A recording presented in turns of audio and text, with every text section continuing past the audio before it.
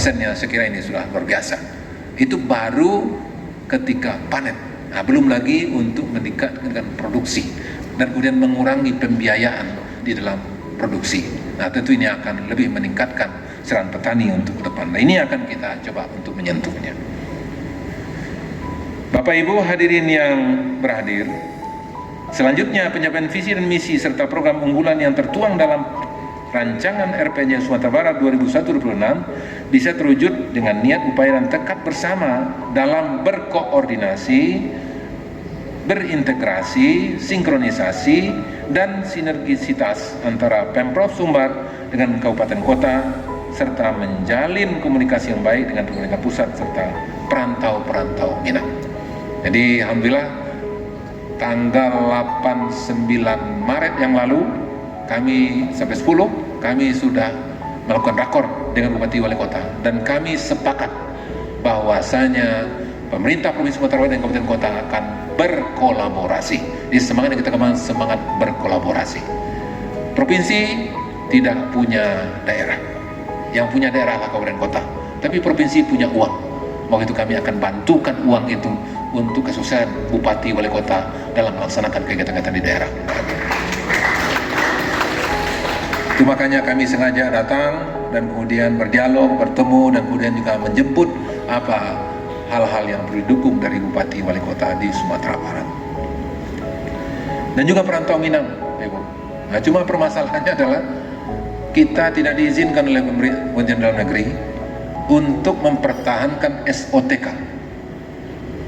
Kita tahun SOTK yang lalu ada SOTK itu adalah Biro Pemerintahan Biro Pemerintahan dan Rantau. Nah, ini oleh Kemendagri ini tidak dibolehkan lagi, cuma cukup ditampung melalui perwakilan di Jakarta, kantor. Sementara perantau-perantau kami ini bukan hanya nasional, Pak. Perantau Minang ini internasional dan tergabung di dalam Minang Diaspora.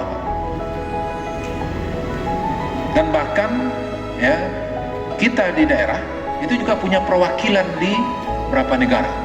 Itu dengan membangun perantau-perantau yang ada di sana.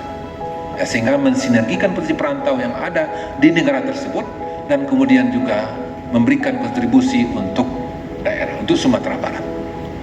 Nah, kalau ukuran untuk kantor, menurut kami ini tidak akan tercover secara baik. Nah, kalau itu kami juga akan berupaya mengkomunikasikan lagi dengan Kementerian Negeri, ya, sehingga ke depan bagaimana biro pemerintahan dan rantau ini bisa diperankan dan difungsikan lagi. Ya, negara-negara asing saja mengurus negara lain, dibuatnya ada kementerian khusus untuk negara lain. Masa kita tidak mencoba mengoptimalkan potensi kita yang ada di luar itu guna untuk berkontribusi ke dalam negara? Karena menurut pemahaman kami, bagaimana untuk meningkatkan ekonomi di daerah, caranya lah dengan membawa uang ke dalam daerah, ya, dengan bermacam-macam cara untuk kita lakukan. Nah, salah satulah potensi perantau. Maka oleh itulah kami mesti harus membangun komunikasi dengan perantau yang dalam dan luar negeri. Karena penduduk Sumatera Barat di perantauan itu ya tidak kurang daripada 2 kali yang ada di ranah di kampung yang ada sekarang ini. Kalau sekarang ini 5,5 juta, berarti yang ada di luar itu paling kurang adalah 10 juta yang ada di luar. Nah, ini menjadi potensi bagi kita untuk mengunjungi daerah Pak Bupati.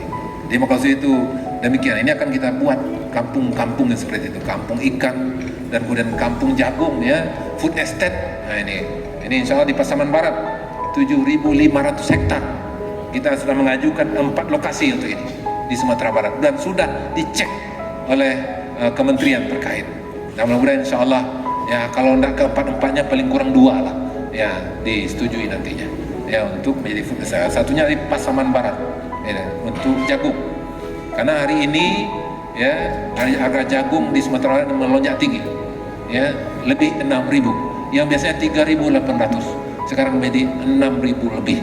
Maka berteriaklah para peternak ya kaitan dengan unggas yang membutuhkan jagung. Kenapa Turki sukses dalam penanganan COVID-nya dan mendapat penghargaan dari WHO? Ada 4 faktor. Salah satu faktornya adalah itu Turki memiliki ketersediaan dan indeks kepastian pangan yang tinggi. Dan ini juga sama dengan budaya masyarakat di Minangkabau ini. Kalau ada di rumah itu sudah berdiri 2 karung beras, maka insya Allah warga rumah itu akan aman lah itu. Bisa hilang stresnya, begitu. Kan salah satu penyebab COVID kan stres, ya. Nah, waktu itu ketahanan pangan sangat menentukan untuk meningkatkan imunitas. Saat ini jumlah stok cadangan pangan pemerintah Provinsi Sumatera Barat mencapai 472.000 ton. Di samping itu, untuk mendukung suksesnya ketahanan pangan Sumatera Barat, pemerintah provinsi melakukan kegiatan padat karya tanaman pangan dan hortikultura melalui pengelolaan lahan dan irigasi pertanian berupa rehab jaringan irigasi tersier, pembangunan embung pertanian, perpompaan besar dan menengah, jalan usaha tani, dan kegiatan lainnya. Dan kegiatan padat karya ini selain menerima program bantuan pemerintah, akan juga dapat menambah pendapatan petani dari pekerjaan fisik yang dilakukan.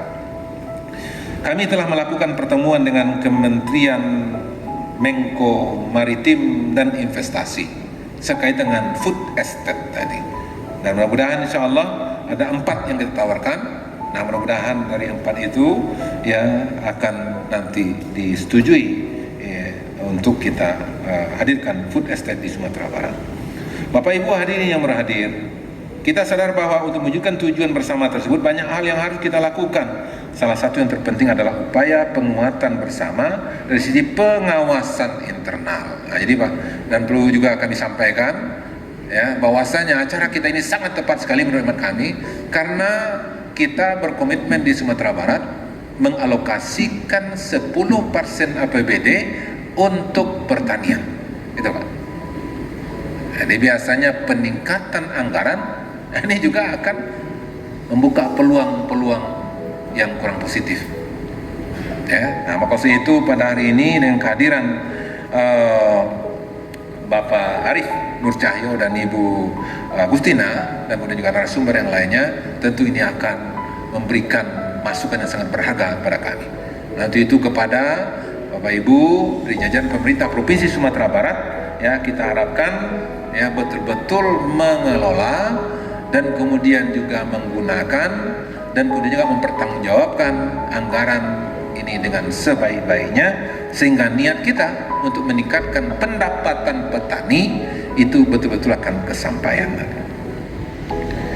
Menurut saya, bela-bela yang hadir pada hari ini adalah untuk penyelamat kita, sehingga insya Allah Pak Bupati dan kita semua nanti lancar masuk surganya insya Allah. Terima kasih Bapak Ibu ya dari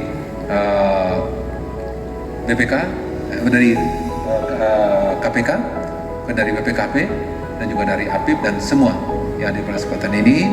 Insya Allah kehadiran Bapak Ibu pada hari ini adalah menjadi bagian akan menyelamatkan kami ya di akhirat kelak, menyelamatkan kami di dunia dan juga di akhirat kelak, sehingga mudah-mudahan insya Allah kita sama-sama masuk surga nantinya insya Allah, dengan kita mengelola keuangan dan anggaran pemerintah ini dengan sebaik-baiknya sesuai dengan aturan-aturan yang ada.